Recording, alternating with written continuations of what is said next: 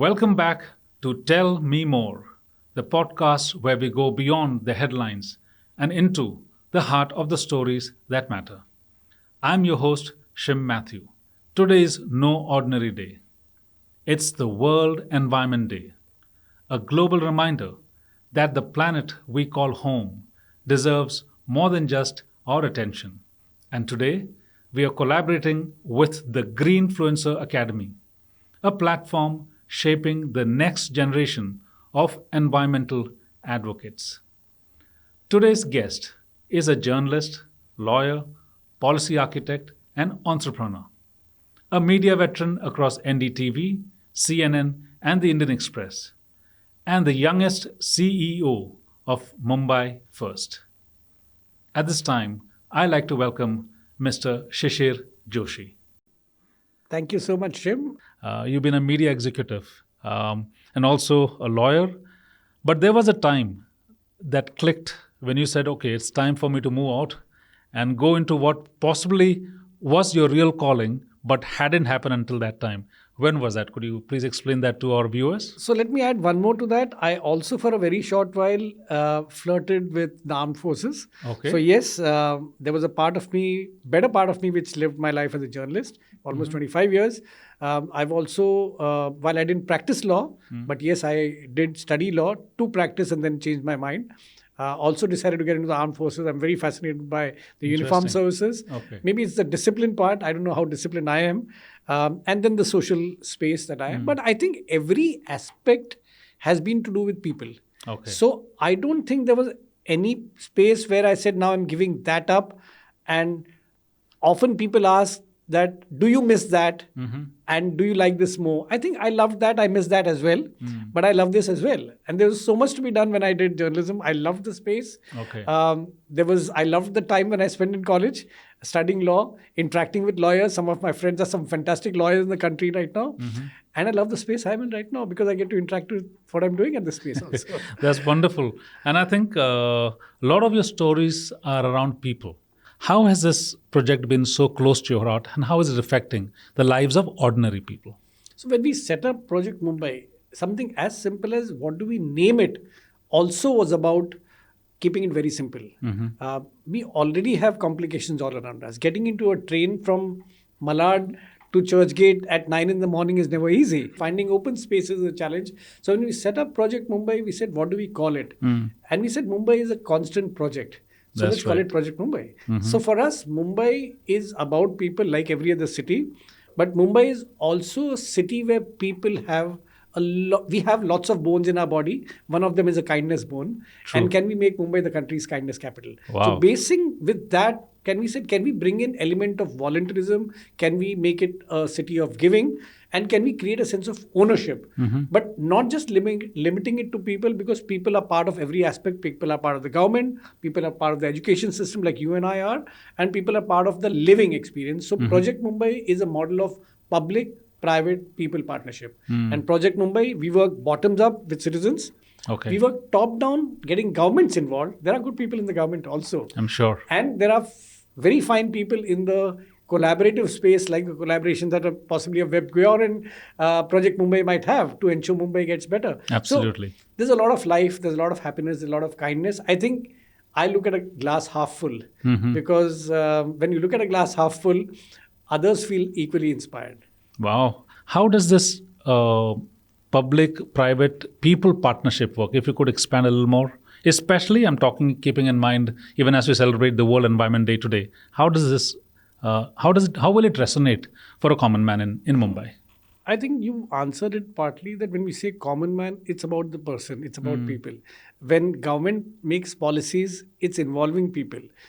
When the corporate sector starts looking at products, it's about people, the consumer. It's defined differently, but it's about people, the citizens. True. So can we keep people at the center of all decision making and then move forward from there?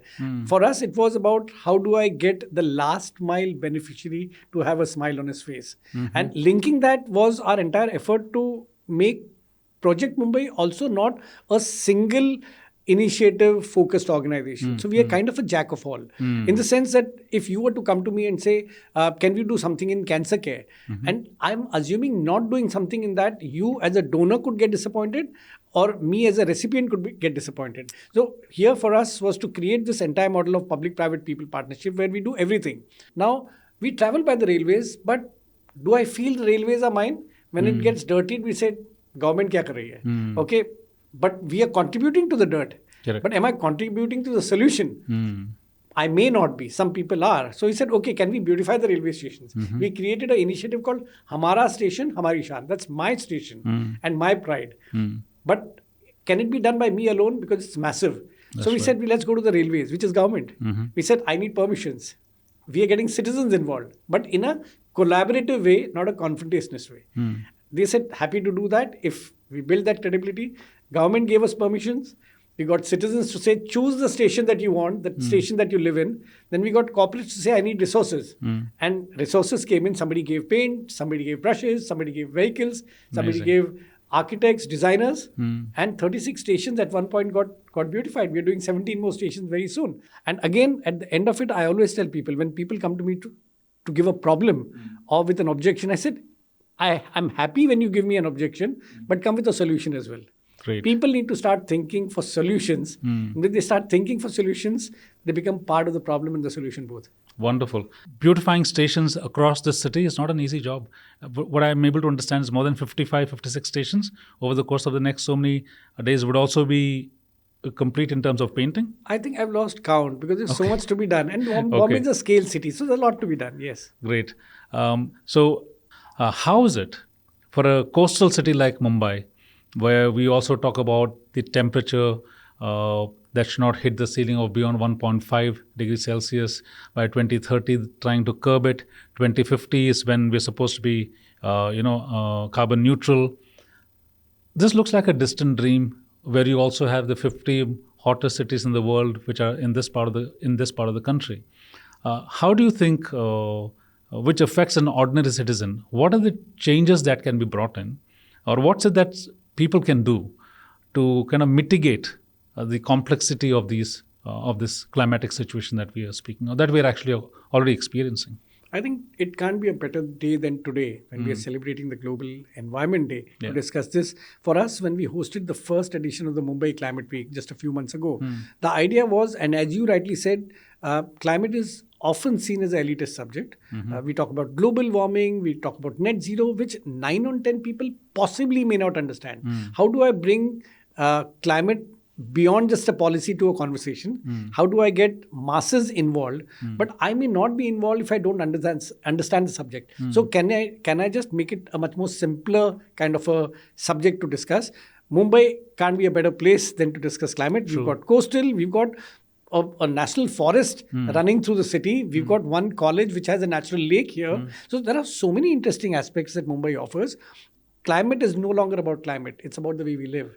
Climate can be art and climate can be food and climate. We are touching on cinema and climate. Later this evening, A.B. de Villiers, Dia Mirza, the municipal commissioner, all of us are coming to talk about sports and climate. Very interesting. So, sports, open spaces, quality of air, condition of playing conditions, healthcare of sports persons. So many things get affected, but we never related it to climate per se. So can I get every aspect of the society and every citizen of the society involved in climate is also my subject? And can we start discussing it? So that's where climate comes in. I think that's what we were also discussing. Unless climate and climate change or things that are connected with climate does not become a part of our daily conversation, it'll all look great in books, it'll all look good in prints and maybe in media talking sometimes about it and people coming together.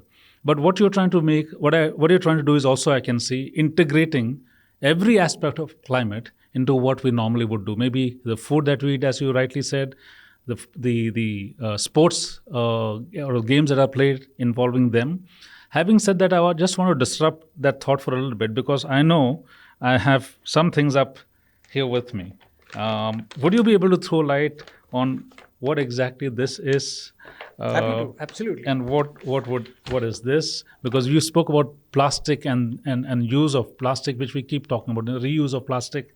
Also something called the cap. Okay. I think the cap fits. Yes, absolutely. So I'm going to tell you something, Shim. Yeah. Now, As I said, you said climate has to be part of our conversation, but I take it a step beyond. Conversation is about talk. Can we Yeah. now start doing something about it? That's so right. now this is something you might see this as a compass box. That's right. But it's also, as we say, my box of ideas.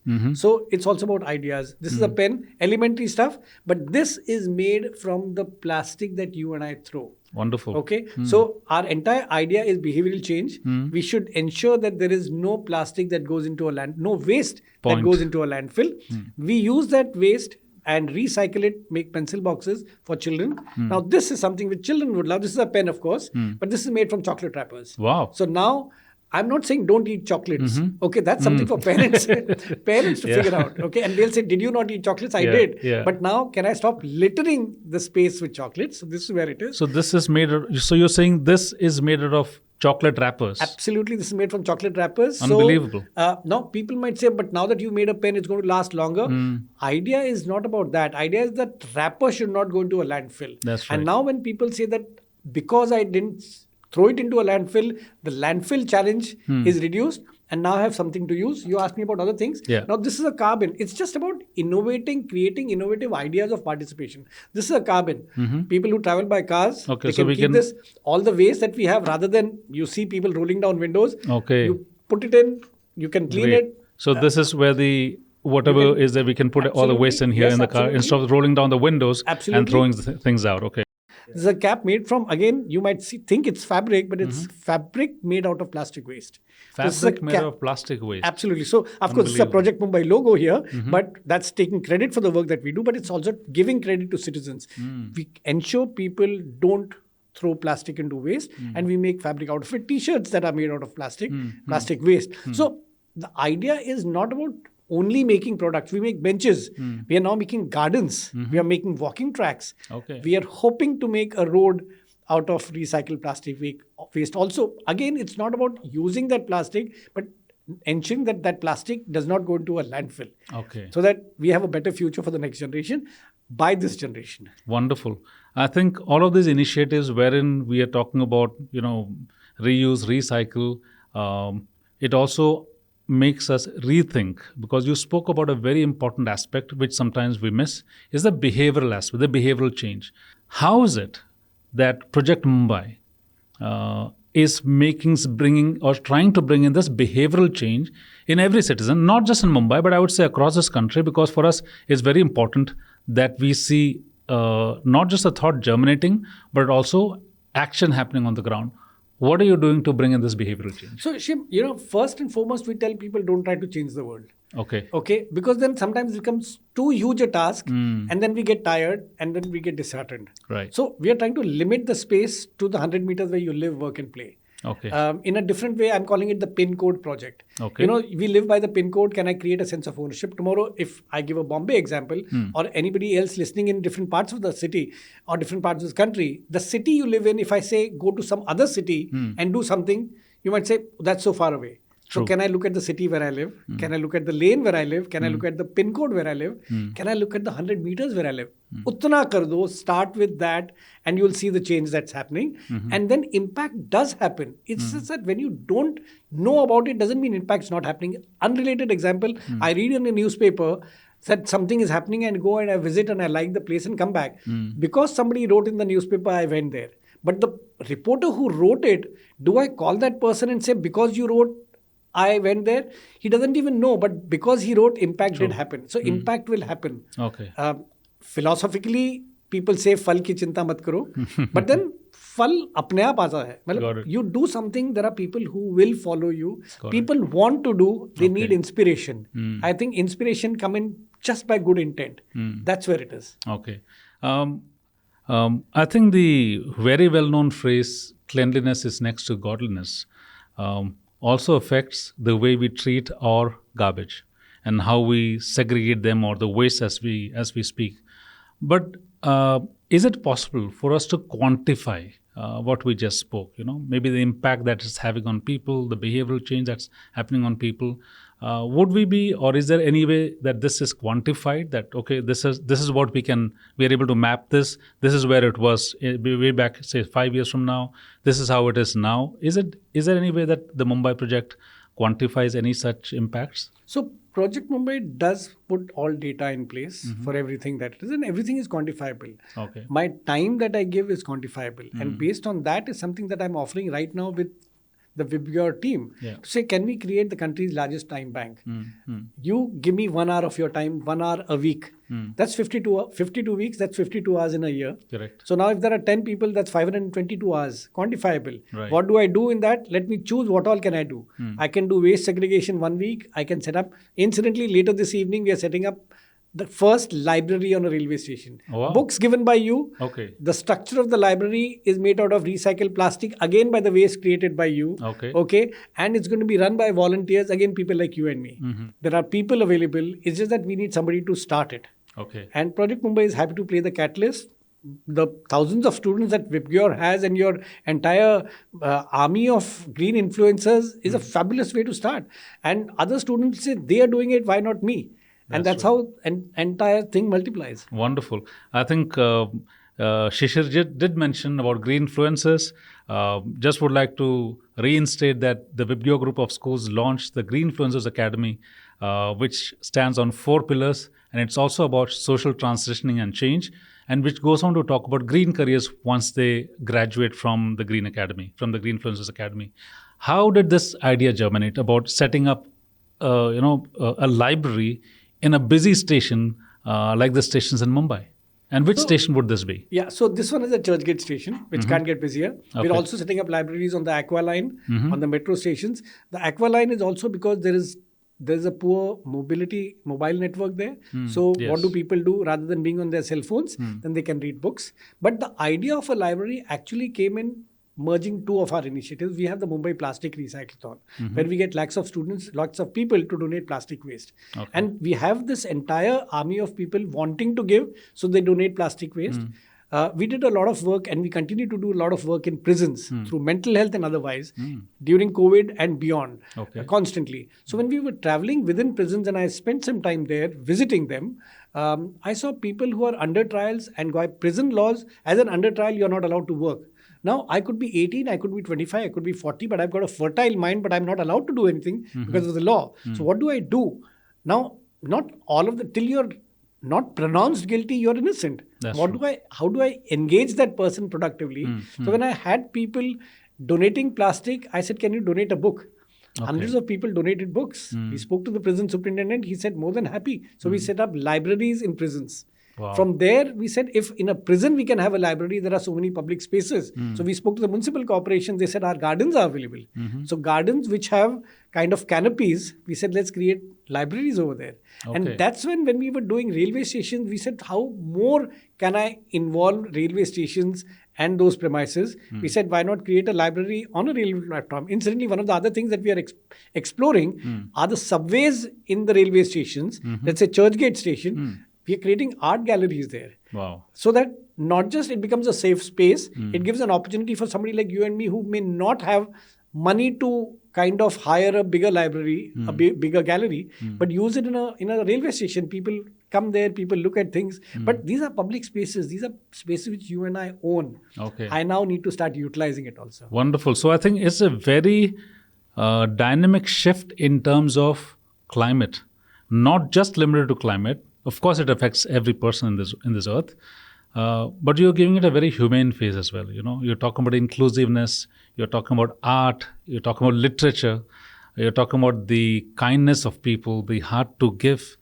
There was a portion when I was reading about what you do about inclusivity.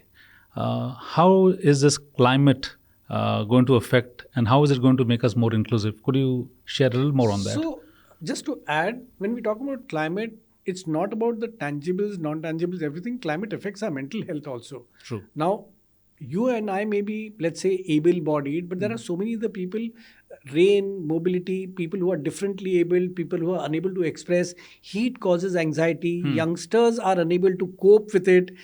Their coping mechanism is weak. So there are different aspects to what climate can impact in a positive and a not so positive way. So for us, it's about, can I touch upon each of these aspects? Okay. And can I take it beyond the scope of just EVs and just a net zeros to just a global warming, to say, can I bring in people at the center of the climate conversation to say, Wonderful. how does a person, a human being, a child, an elderly person get affected by the climate?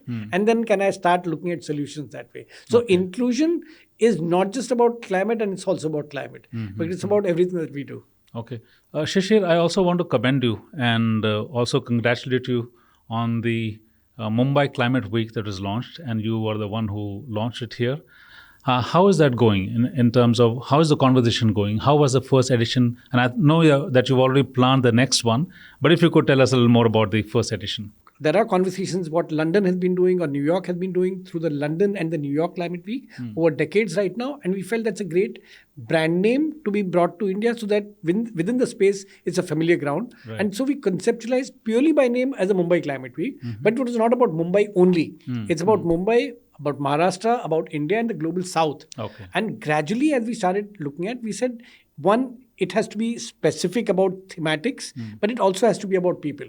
So, as I mentioned in one of my previous conversations, to say, everything that we do is about climate. It's not only about climate. We created it into two parts or three parts, I would say. We had the hub space, which was at the venue, the conversations, the policymakers, the governments which came in. Okay. We had the spoke areas, which is beyond, within the city. Anybody who wanted to show a screening of a movie, children wanted to do marathons, zero waste programs, other conversations that they wanted to do, art exhibitions, anything they wanted to do. There was, all that was there, but it had to be, our only condition was it has to be non-ticketed. It has to be free. It has to be inclusive. And the third was the exhibition space. Somebody had a solution, please showcase it.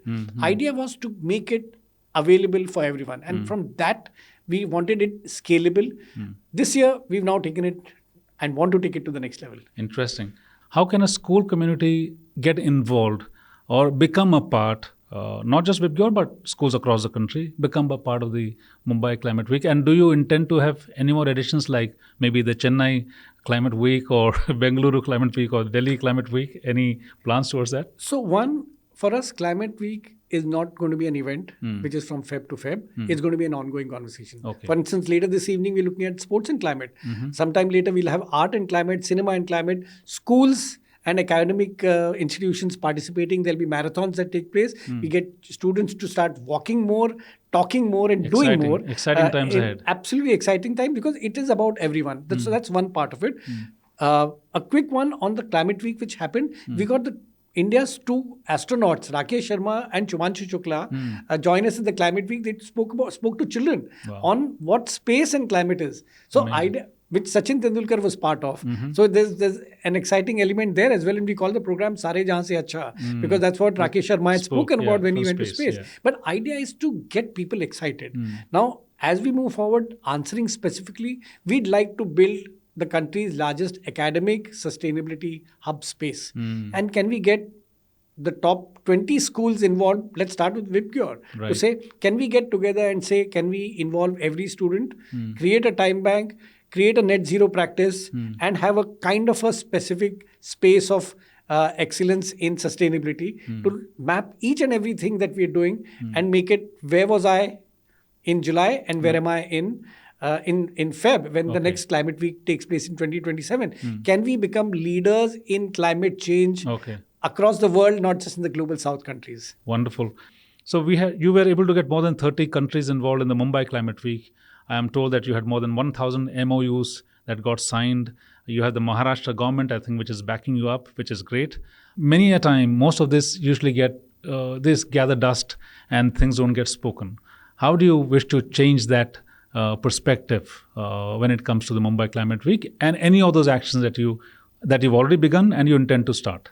So one, the Mumbai Climate Week was a collective effort. Yes, Project Mumbai led the initiative, brought close to 200 organizations under one roof. We had a completely non-financial support from the government. It was purely academic and support through their officers. But the idea is, we can't be God. Let's not fight the battles which we can't fight. So MOUs are a starting point.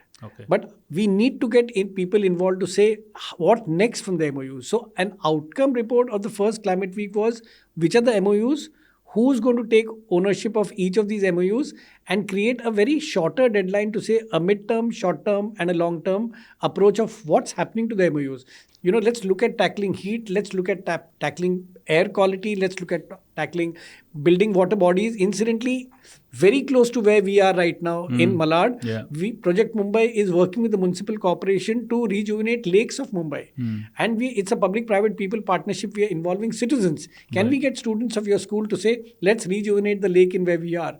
Let's look at the gardens and open spaces. Do you know that Mumbai has 1,100 gardens? Now, can we build awareness for people to say, oh, there are gardens around us? Because we sometimes hear that there are no gardens. There are. Can we start making use of them? Can we start visiting them? Can I look around and say, can I know the road that I live? What are the properties around that? Then can I reclaim my footpaths? So much to be done. Wow. And that's all part of the climate week. Interesting. So I think it's been a great conversation that we've had. One last question before we close this conversation on World Environment Day. What would be very different that we can expect in the second edition of Mumbai Climate Week? I think we'll want it to be far, far more people-oriented. We want each and every individual to take ownership of climate. Climate is no longer about climate. Climate is about everything. Climate is about everyone. That's so right. Can we all work together? And then can we start measuring?